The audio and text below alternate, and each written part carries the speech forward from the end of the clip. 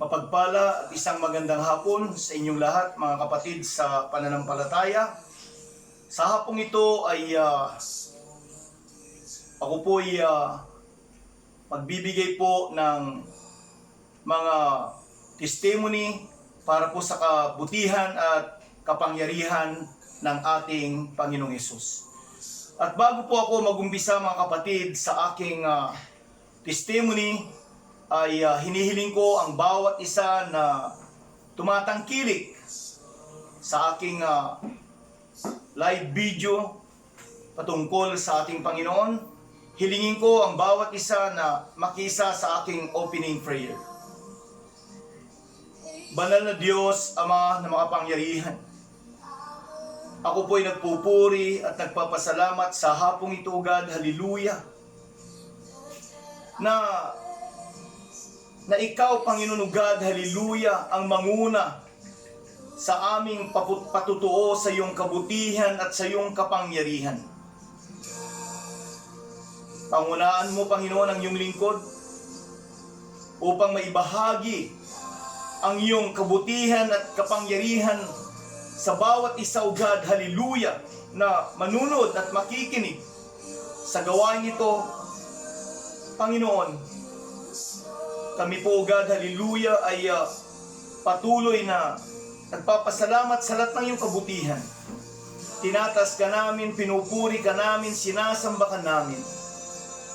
Panginoong Diyos, Ama na makapangyarihan, hinihiling ko po sa oras nito, Panginoon, na anuman, hallelujah, Jesus, ang mga balakid, Panginoon, sawayin mo, Panginoon, ang iyong kapangyarihan. Hinihiling ko po, God, hallelujah, napunasan mo ang iyong lingkod ng iyong kapangyarihan, ng iyong karunungan, upang ang lahat ng mga tao, God, hallelujah, na nanunod at nakikinig at ikaw ang makita nila, hindi po ang pagkatao ng iyong lingkod.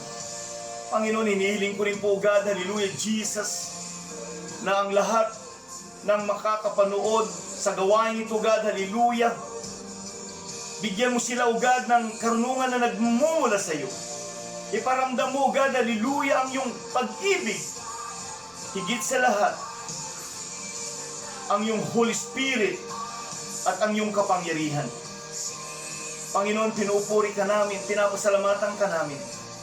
Ito po, Panginoon, God, hallelujah, ang aming samot dalangin sa iyong dakila at makapangyarihan mong pangalan. In Jesus' name, Amen. Mga mahal na kapatid sa pananampalataya, napakahalaga po na ipatutuo po natin, itestimony po natin ang kabutihan at kapangyarihan ng Diyos sa lahat ng tao. Na ito po ay magbibigay po ng kalakasang espiritual, physical, na yung po mga tao na nandoon sa maraming pagsubok, mga problema, sakit at karamdaman, ay dito nyo po makikita sa aking pagbabahagi kung paano po kumilos ang kabutihan at kapangyarihan ng Diyos sa aking buhay, sa aking pamilya, at sa aking buong angkan. Napakabuti ang Diyos sa aking buhay. At bago po ako magbigay po ng patutuo sa aking buhay, ay gusto ko pong magbigay ng isang napakahalagang talata o salita po ng ating Panginoon na magmumula sa Biblia, sa Juan chapter 3 verse 16. Anong sinasabi ng banal na kasulatan na magmumula sa John 3:16? Gayon na lamang ang pag-ibig ng Diyos sa sanlibutan. Ibinigay niya ang kanyang bugtong na anak upang ang lahat ng sumampalataya ay hindi mapapahamak, bagkus magkaroon ng buhay na walang hanggan.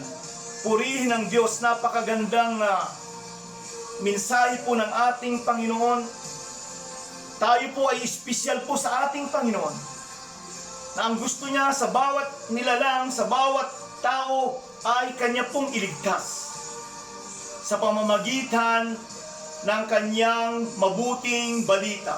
Amen.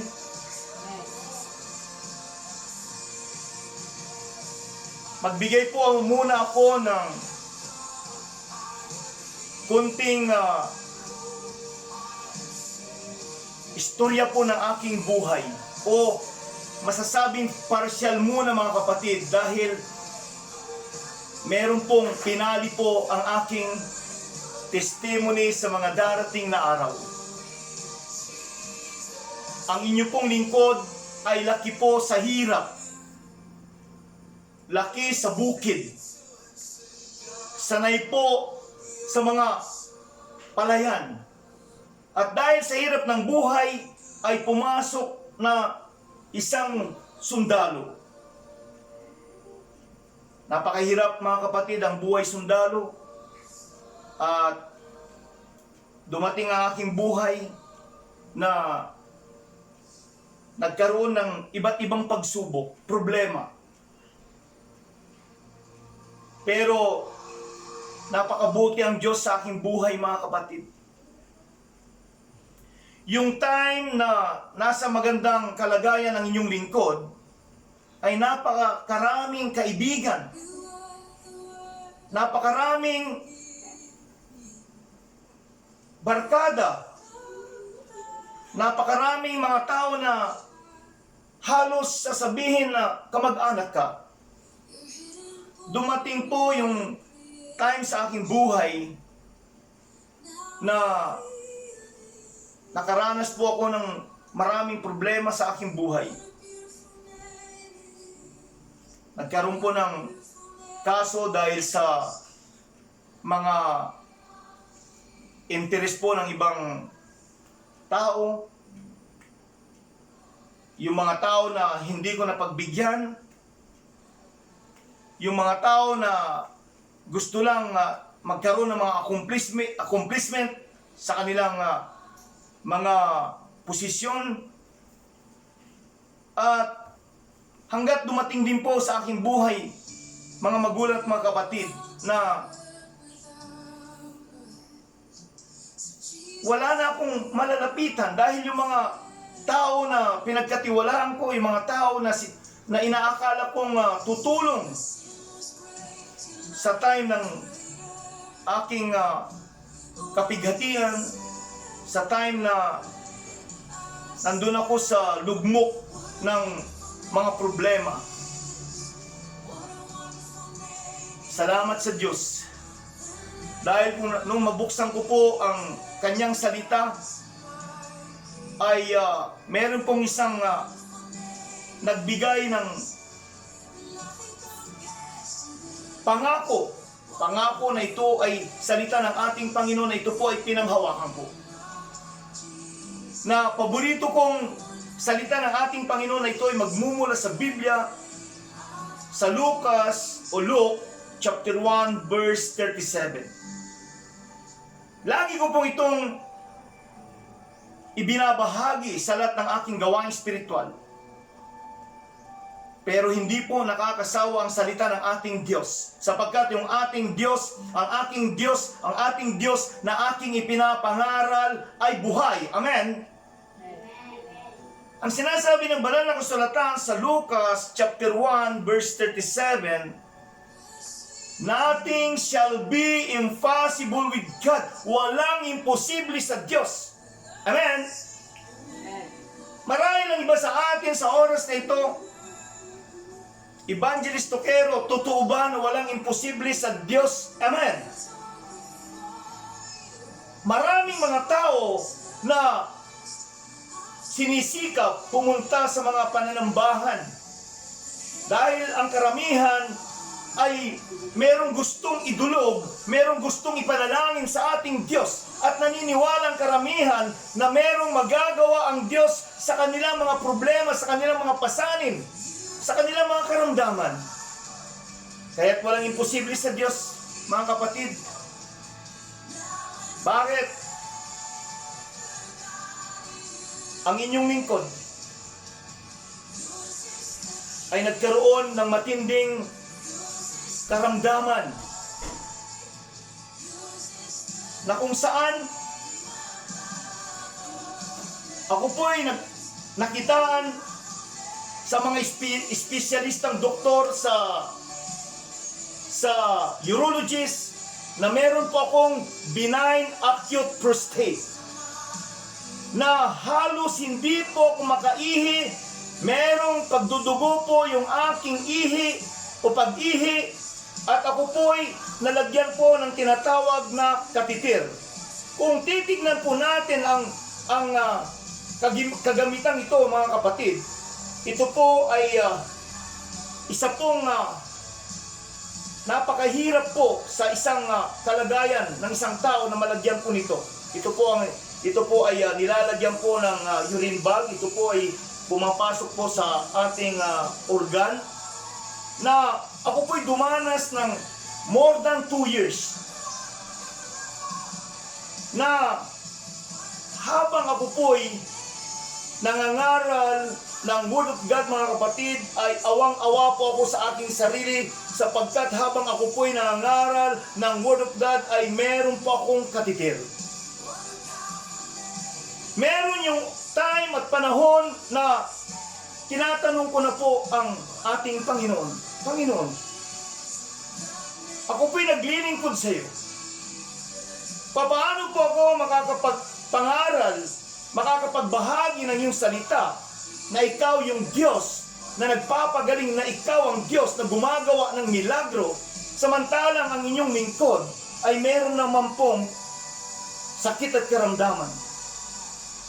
Napakabuti ang Diyos, mga kapatid, dahil meron po siyang mensahe sa inyong lingkod. Sapat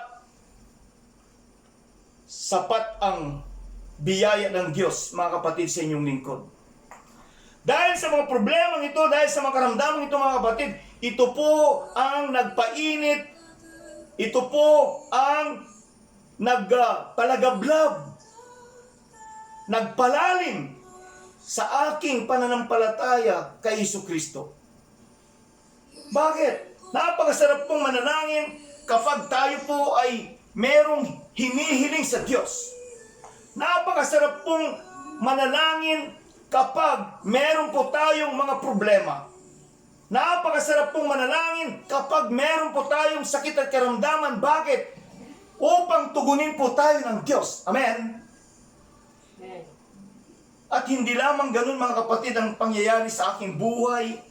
Sumabay pa, mga kapatid, na ang aking mata ay nawalan po ng paningin. More than 2 years po akong may kateter at more than 2 years din po nawalan ng paningin ang aking kanang mata. At hindi po ako nang pinanghinaan. Ako po ay nagpatuloy na magbahagi ng Word of God, bagamat hindi po aral sa Bible School ang inyong kapatid.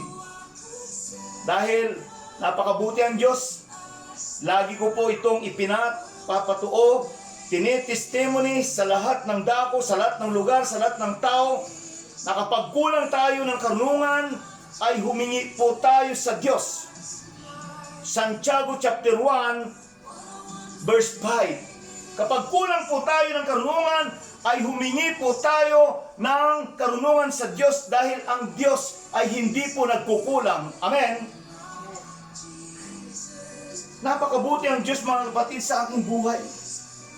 Na dumating po yung time na February 14, 2017, ako po ay na-admit po sa Philippine General Hospital. Hindi ko po makalimutan yung date na yan, taon na yan, dahil yung panahon na yan, mga magulang at mga kapatid, sa pananampalataya, ay araw po ng puso.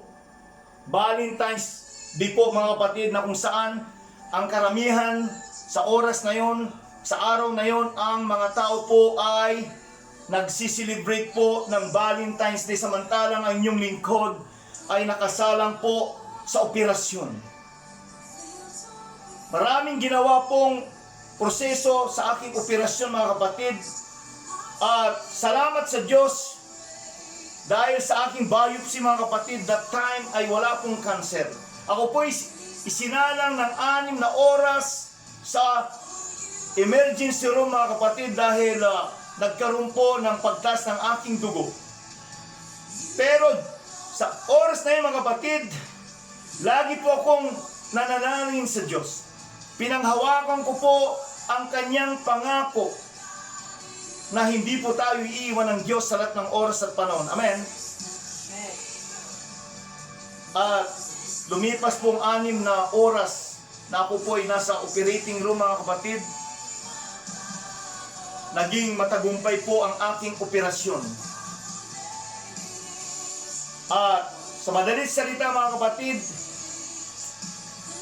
almost 1 month po mga kapatid na ako po ay naoperahan, ay nakapaglaro na po ako ng basketball. Parang walang nangyari mga kapatid. At makikita nyo ngayon mga kapatid, sa pananampalataya, ako po ay pinagaling ng Diyos sa aking prostate. Pagkatapos po mga kapatid ng 1 buwan, ay isinunod ko pong paoperahan po sa PGH po ang aking kanang mata. Alam niyo mga kapatid, napakabuti ang Diyos. More than 2 years po na walang paningin, walang makitang tao. Ang nakikita lang niyan isang clouds. Hindi po nakakaaninag ng tao.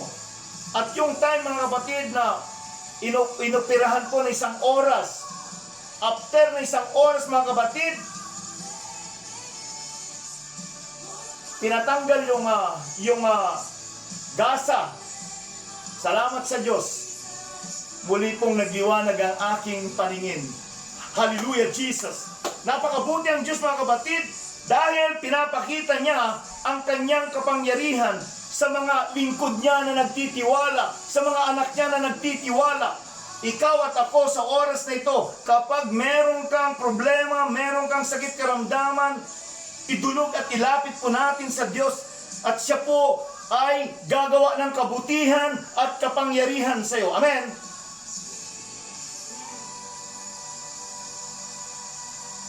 Nandito po mga kapatid yung aking mga ginamit po. Hindi lamang po yun, mga kapatid, yung mga problema na ibinigay po sa akin ng Diyos dahil meron pala siyang magandang layunin sa buhay ko. Ang aking sister wife, mga kapatid, ay nakitaan po siya ng colon cancer sa St. Luke Hospital ng Taguig. Dumaan po siya sa CT scan at nakitaan po siya ng nag-uumpisang colon cancer. Yung panahon na yan, mga magulang at mga kapatid, ako po'y kumapit sa mga pangako ng Diyos. Araw at gabi, mga magulang at kapatid, ako po'y nananalangin na merong pag-iyak, merong pagtangis.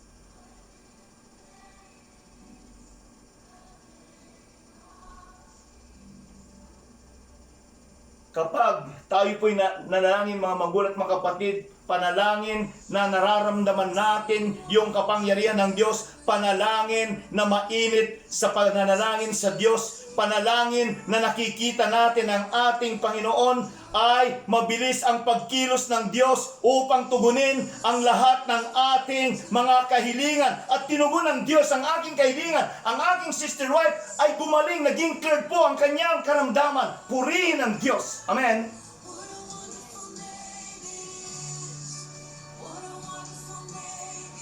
Habang ako po'y nagpapahayag ng mabuting balita sa iba't ibang lugar, mga magulang at kapatid, sa mga jail, sa mga preso, sa mga barangay, Luzon at Visayas. Napakabuti ang Diyos mga kapatid Dahil siya po ay patuloy na nagbibigay ng gift of knowledge at wisdom.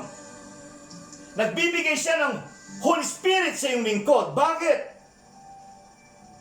Gusto ko pong sabihin sa bawat isa sa inyo, naging instrumento po ako mga magulang at mga kapatid na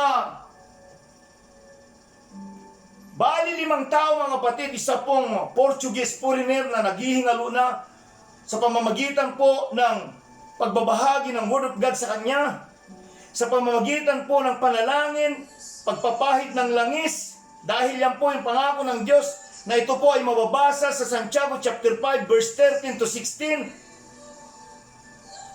After 1 week mga kapatid, yung isa pong naghihingalo ay gumaling po. Napakabuti ang Diyos. Purihin ang ating Panginoon. 4 po na tao po. Nakakita po ako ng mga 4 na taong paralyzed. Hindi naman po ito sabay-sabay. At nangusap po ang Diyos, ipanalangin mo ang tao na yan. Kapag siya'y tumanggap sa aking salita at pahiram mo siya ng langis, at sinunod ko po ang instruksyon ko ng ating Panginoon. Alam niyo po mga kapatid, napakabuti ang Diyos. Ginamit niya po kong instrumento upang magpagaling po ng may karamdaman. 4 pong preso mga kapatid na sila po ay mild stroke, paralyzed. Merong dala-dalawang umaakay. After 4 days mga kapatid, nasalubong po ako ng preso na aking pinanalangin. Naging normal na po siya. Napakabuti ang Diyos. Pinagaling po sa pamamagitan ng aking pananampalataya at sa pamamagitan ng pananampalataya ng taong aking ipinanalangin. Purihin ang Diyos. Napakabuti po ang ating Panginoon. Ang kanyang kabutihan at ang kanyang kapangyarihan ay laging kumikilos sa mga taong nagtitiwala sa kanyang mga salita. Amen. Last June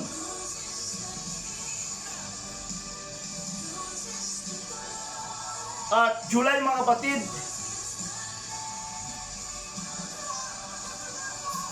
2019. 2020 pala mga kapatid, July 2020.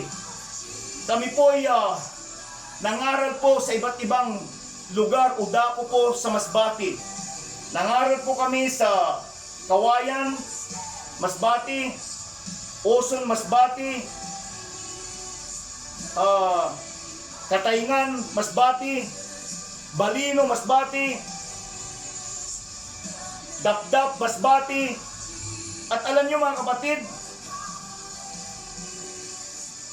ako po'y nangaral po sa isang bundok na lugar.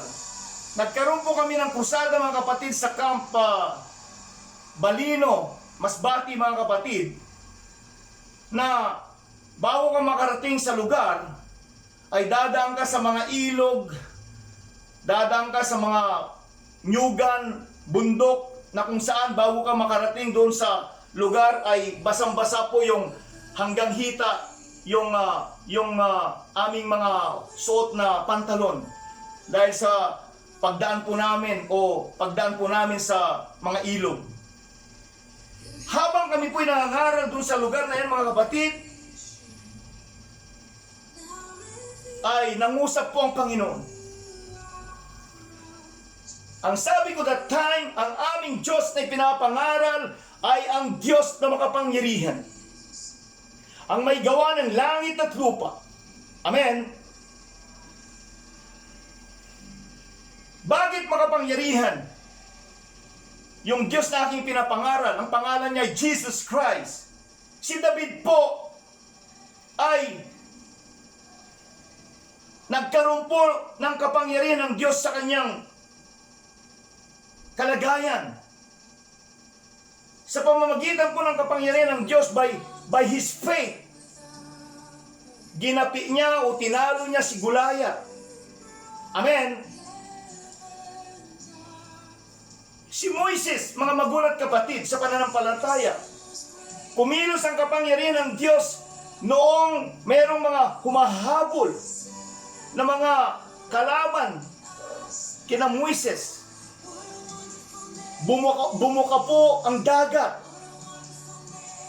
para sila ay maligtas. Kumilos po ang kabutihan at kapangyarihan ng Diyos sa kapanahunan po ng Moises.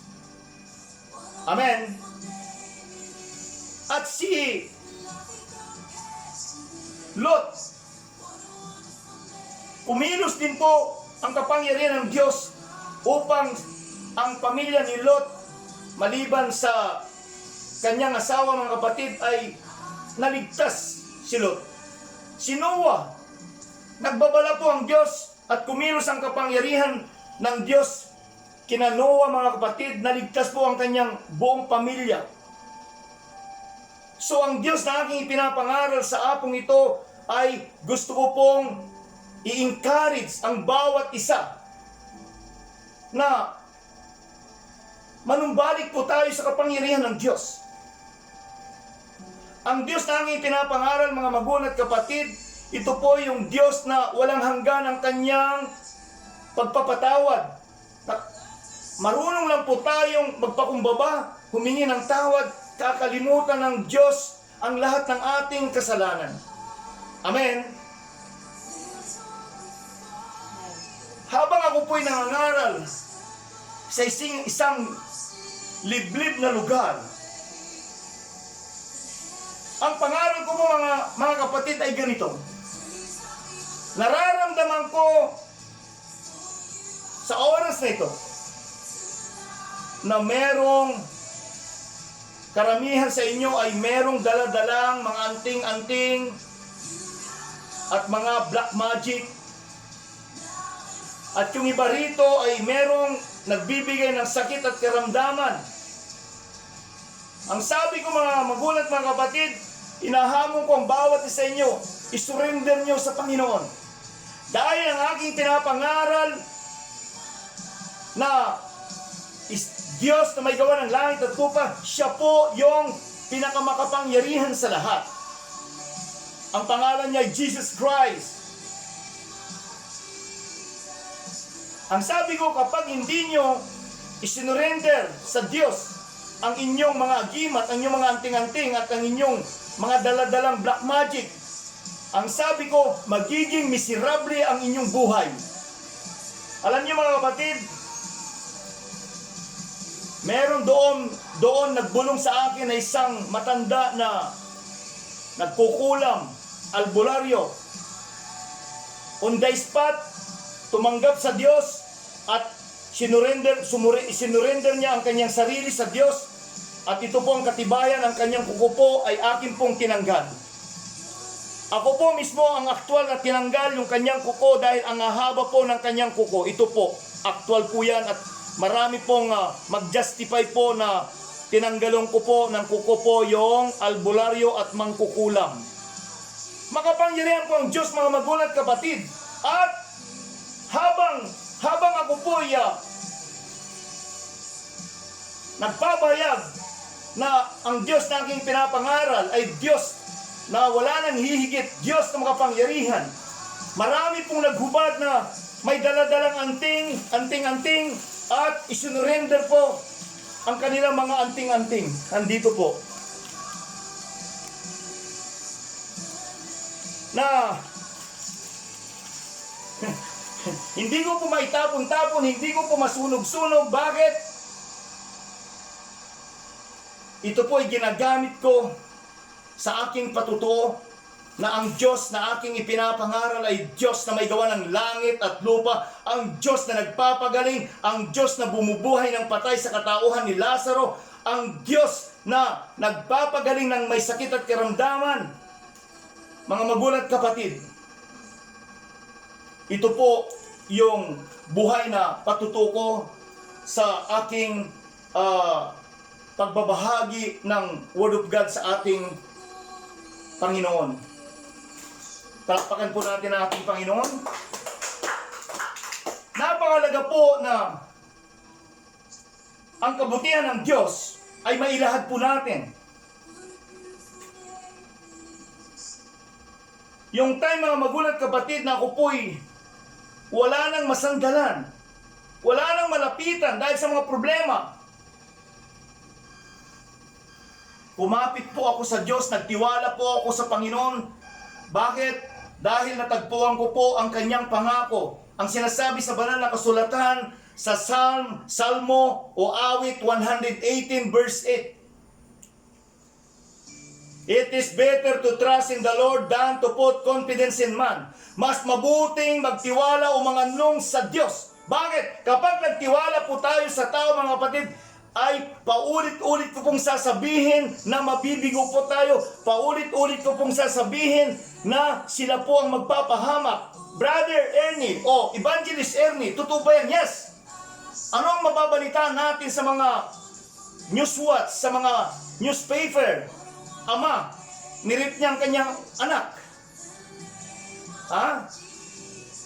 Kapatid, minasakir niya ang kanyang pamilya dahil sa away sa lupa. Ha? Magkakaibigan sa isang okasyon. Magkakaibigan, nagpatayan. Paano tayo magtitiwala sa tao? Amen?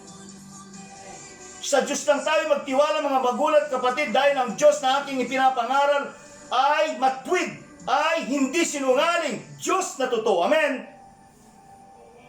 Praise God. Palakpakan natin ang ating Panginoon.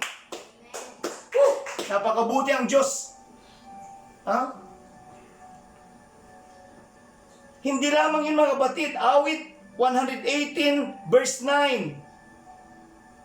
It is better to trust in the Lord than to put confidence in princes. Kahit sa mga pangulo, kahit sa mga leader, kahit sa mga amuhan, hindi po tayo dapat magtiwala. Amen?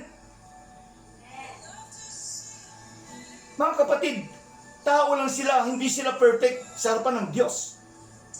Kung nagtiwala ka sa tao, magtiwala ka kay Saddam Hussein, di patay ka rin. Amen? Magtiwala ka dun sa mga demonyo. Yung mga Abu Sayyaf, yun ang maging leader mo, patay ka rin. Kailangan magtiwala tayo sa Diyos. Amen?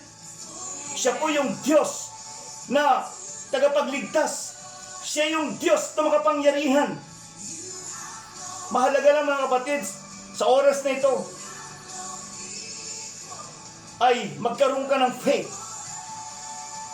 Magkaroon ka ng tiwala sa Diyos na aming ipinapangaral. Ano man ang relihiyon mo, ano man ang sekta mo, hindi po magiging balakid upang lumapit po tayo sa Diyos. Dahil ang iyong lingkod, mga magulang kapatid, ay hindi po nagbabahagi upang sumanib ka sa relihiyon, upang makisama ka sa aming relihiyon.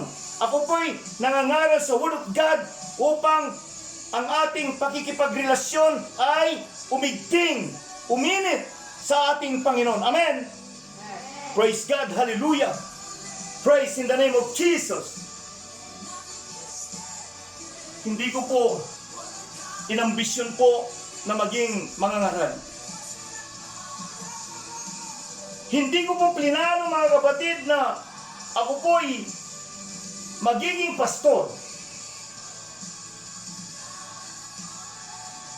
Dati na po akong sundalo ng bayan, sundalo ng tao, pero salamat sa Diyos, sundalo na po ako ng Diyos sa oras nito. Amen? Woo! Napakabuti ang Diyos, mga magulang at kapatid. Hallelujah! Hallelujah, Jesus! Pero alam niyo, mga kapatid, sasabihin ko sa inyo, kapag naglingkod po tayo sa Diyos, kailangan maging matatag po tayo. Hindi po tayo exempted sa lahat ng problema, sa lahat ng karamdaman. Kung tayo pinaglilingkod sa Diyos, the more na tayo po'y mainit sa pananampalataya, the more po na gumagawa po yung ating kaaway. Pero lagi pong talunan po ang ating kaaway. Lagi pong talunan po si demon. Lagi pong talunan si Satanas. Amen?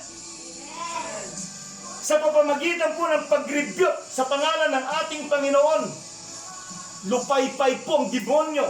Lupaypay po si Satanas. Amen? Kailangan marunong lang po natin gamitin yung kapangyarihan ng Diyos. Ang kapangyarihan ng Diyos ay lagi pong paulit-ulit pong ibinabahagi. Ang kapangyarihan ng Diyos ay ang kanyang salita. Amen? Amen. Ulitin ko po. Kung bulay-bulayin po natin, kung pag-aralan po natin, kung atin pong sundin ang salita ng Diyos, kikilos po ang kapangyarihan niya sa ating buhay. Amen? Amen. Woo! Praise God! Hallelujah! Sa mga darating pang mga araw, mga magulang at kapatid, mag-aaral po tayo ng tinatawag na Bible study. Hindi po mahalaga para sa akin sa oras na ito na ako po'y magbahagi ng napakaraming verse, chapter sa Biblia. Gusto ko pong ilahad sa inyo na maramdaman nyo ang kapangyarihan at kabutihan ng Diyos. Kahit memoryado po natin ang lahat ng verse sa Biblia, mga magulang at kapatid, kung hindi po kumikilos ang kabutihan at kapangyarihan ng Diyos sa ating buhay, wala kang pagbabago, useless po ang pagmemorya mo ng Bible. Amen? Kailangan mga magulang at mga kapatid, marunong po tayong sumunod sa kautusan ng Diyos. Marunong po na tayo na pamuhay ang kanyang mga salita. Amen? Tandaan lang po natin, ang salita po ng ating Diyos ay nagpapabuti sa tao. Kapag kinalaban po natin ang Diyos, hindi tayo tunay na anak ng Diyos. Kapag tayo po ay tunay na anak ng Diyos, dapat sundin po natin at mahalin po natin ang kanyang mabuting balita. Amen? Praise God! Hallelujah! Mga magulang at mga kapatid, sa oras na ito, naway naramdaman mo ang kabutihan at kapangyarihan ng Diyos sa buhay mo. Saan ka pa? Saan ka pa maglilingkod? Doon sa mga nangangaral na patay? Patay ang Diyos nila, mga magulang at kapatid. Ang aming pong pinapangaral sa oras na ito ay ang Diyos na buhay. No other than Jesus Christ. Amen. Palakpakan natin ating Panginoon. Sa mga susunod pong pag-aaral natin ng mabuting balita ng ating Diyos na manggagaling sa Biblia, papatunayan ko po na merong nag-iisang Diyos na tagapagligtas. Bagamat maraming sinasamba ang tao, merong espesyal at nag-iisa lamang sa buong mundo, the King of Kings, the Lord of Lords, no other than Jesus Christ. Amen? Amen! Purihin ang Diyos. Hallelujah! Napakabuti ang Diyos, mga magulang at kapatid. Sa oras na ito,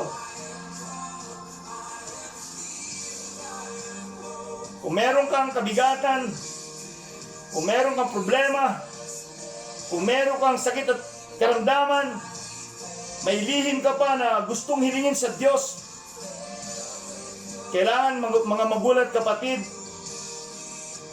ang iyong pananalangin ay umaapoy, mainit. Nararamdaman mo ang Holy Spirit ng ating Diyos. Kapag kumilos ang Holy Spirit ng Diyos sa iyong buhay, ang Holy Ghost sa iyong buhay, kikilos ang kapangyarihan ng Diyos sa buhay mo at sa iyong pamilya. Amen? Praise God! Hallelujah! Hallelujah, Jesus! At bago po akong mananalangin bilang pagtatapos sa aking maigsing testimony, maigsing patutuo, ay gusto kong ibahagi na ang kaligtasan, mga magulang kapatid, ay ibigay ko po yung susi ng kaligtasan. Atin pong basahin, atin pong pag-aralan ang salita ng Diyos na magmumula sa Gawa, chapter 2, verse 38.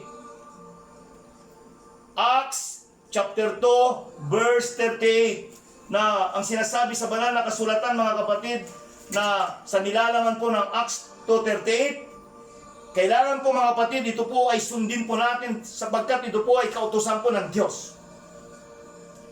Acts 2:38, ang laman po yan, kailangan po natin ang repentance, pagsisisi sa ating kasalanan. Number 2, baptism sa pangalan ni Jesus, simbolo po ng paghuhugas at paglubog po sa ating mga kasalanan. Number 3, kailangan pong tanggapin po natin ang Holy Spirit. Receive the Holy Spirit, ang pagkabuhay ni Kristo sa ating buhay. Amen. At dito po nagtatapos ang aking pong konting pagbabahagi at sinabi ko po sa inyo kanina na ito po ay partial lang sa ating buhay. Sa mga darating pong mga araw ay mas ilalahad ko po yung matitindi pong pagsubok na aking dinaanan. Nung panahon po na nakipaglaban po kami sa Mindanao, yung panahon po na kung paano kami kinulong, yung panahon po na kung saan ay wala na talagang pag-asa ang inyong kapatid, wala nang chance. Pero sasabihin ko kapatid, lahat tayo ay may pag-asa kapag kasama natin ang Diyos. Amen! Praise God! Hallelujah! Kapatid na nanonood sa oras na ito, inaanyayahan kita na lumapit at bahagya po nating itaas ang ating mga kamay bilang pag-surrender po sa ating Diyos, bilang pagpapakumbaba sa ating Diyos na makapangyarihan. Kung meron ka pong kasalanan na itinatago, ilahad mo sa Diyos. Ang isang matapang na may pananampalataya ay hindi ka takot na ilahad ang iyong mga kasalanan. Ilahad po natin sa Diyos. Magpakumbaba po tayo. Magsisi po tayo. At sa oras na ito, mga magulang kapatid sa pananampalataya, sa mga nanunood, sa mga makapanood po ng live video na ito, makapangyarihan po yung aking Diyos na pinapangaral. Ang pangalan niya ay Jesus Christ. Jesus Christ. Jesus Christ. Ako po'y mananalangin at sabayan niyo po ako manalangin bilang pagtatapos po ng gawain ito. Mahal na Diyos, Ama na makapangyarihan, salamat po God, hallelujah, sa mga minsay na aming narinig. Ang mga kabutihan mo at kapangyarihan ay pinakita sa mga nagtitiwala, sa mga sumusunod sa iyong mga salita. Panginoong Diyos, Ama na makapangyarihan, hallelujah, sa mga nanunod, hinihiling ko po sa oras na ito, palayain mo sila, O God, hallelujah, sa lugmok ng mga bisyo, sa mga lugmok ng mga problema, sa mga lugmok ng kasalanan, sa mga lugmok ng mga sakit at karamdaman. I rebuke in the name of Jesus. Be healed them in the name of Jesus. Panginoon, sa oras nito, God, hallelujah, ay hinihiling po namin, O God, hallelujah, ang katagumpayan sa iyong dakila at makapangyarihan mong pangalan. Sinasaway namin ang gawa ng demonyo in Jesus' name. Sinasaway namin ang gawa ng Satanas in Jesus' name. And we claim the victory right now in Jesus' mighty name. In Jesus' mighty name. God bless us all. Dito po nagtatapos ang aking maigsing patuto. God bless po sa inyong lahat. Huwag mo na patayin. Pagpalain po kayo ng ating Panginoon. Huwag po tayong matakot sa virus, huwag po tayong matakot sa sakit at karamdaman. Yung Diyos na ating ipinangaral ay makapangyarihan. Magkaroon lang po kayo ng faith. Pray day and night. Pray day and night. Pray day and night to Jesus Christ. Amen. God bless po sa ating lahat. Amen.